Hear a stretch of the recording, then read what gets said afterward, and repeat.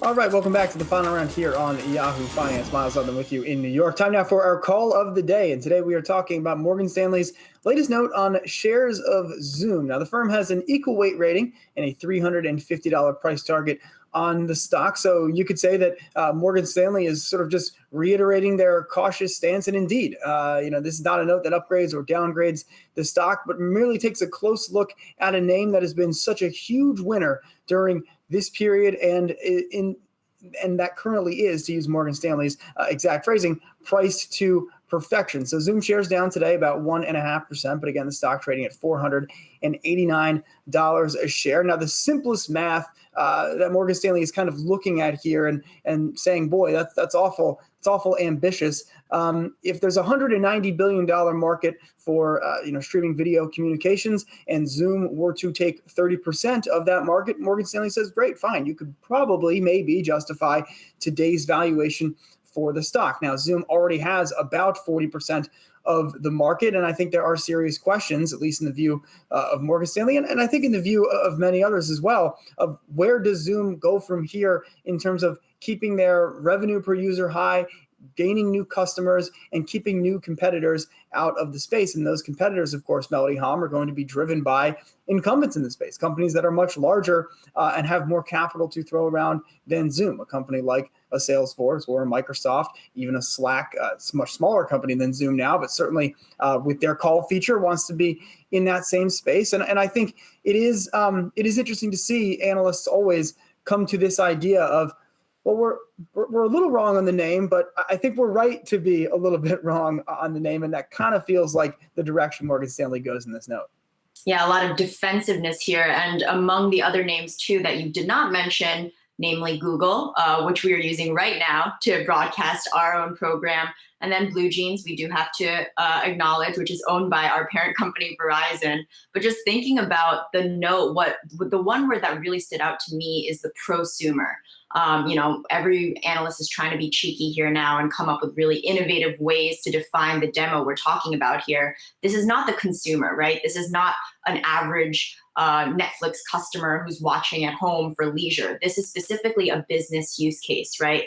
Although during this time, we've, of course, gone on to Zoom, gone on to Hangouts, gone on to FaceTime a lot more than perhaps we previously had in order to stay in touch with friends and family. Ultimately, Morgan Stanley is asking a very valid question. How many more prosumers are there, right? How many more of these licenses will these large enterprise companies need in order to keep these meetings robust and continue to expand in that area? The one thing I want to point out is there are many different programs, right, when it comes to the Zoom consumer. There's, of course, the free one. You can have 40-minute calls that are completely free. And many of us actually use those Zoom services. That's what I have right now.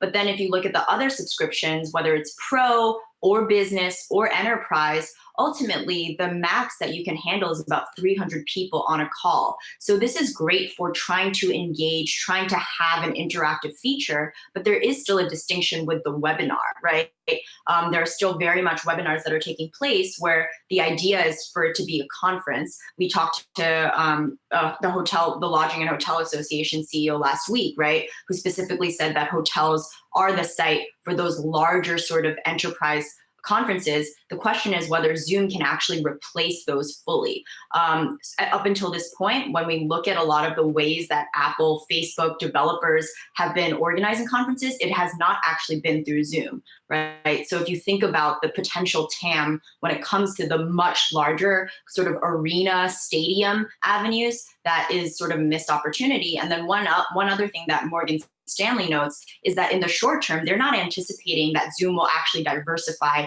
its portfolio when it comes to its product mix, right? They are focused on unified communications, UC, as the abbreviation is, and that's basically just video chatting like we are right now. The question is, will they be able to enlarge, become the Salesforce, become the Google Suites in order to have the Word documents, have the Excel spreadsheets all in one place?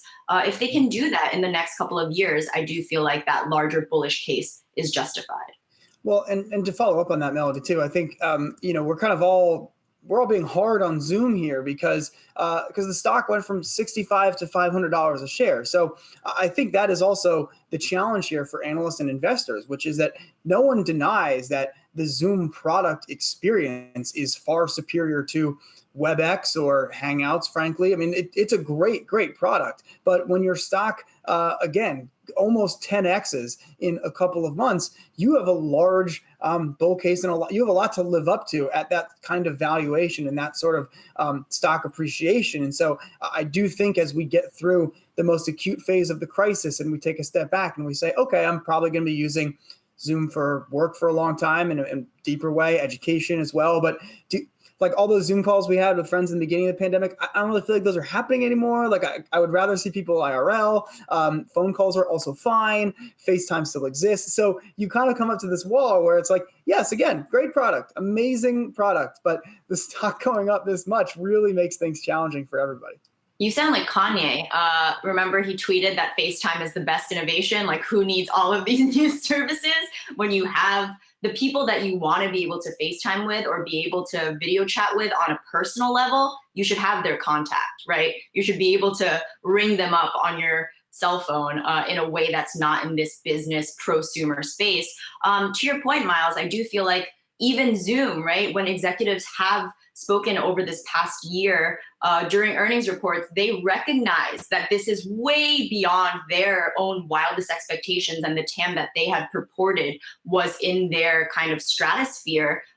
Right now, this is not looking ahead. But to your earlier point, when you introduced the call of the day, this is priced too much to perfection to the point where if there is any sort of slippage, if there is, the fatigue that we did see and we've heard reported over the last couple of months really come to fruition in a way that all of your free time will no longer be on these platforms, then yeah, the stock has run way too far for what we're dealing with here. And the product is great, to your point. It's just how many other sorts of mechanisms can it provide to the consumer that's actually useful and not seen as another way to be spending your time doing work, essentially. Yeah, I think the team at Zoom right now is probably thinking like, okay, well, boy, we got a lot of capital on hand, and now we can rethink our 5-year plan in a different way. But as you know, Melody, I don't think anyone who works at Zoom or who is an executive at Zoom would say much other than, yeah, they do the Elon, right? Stock seems pretty high, and I think that's fine to admit when you've kind of gone through a period like this.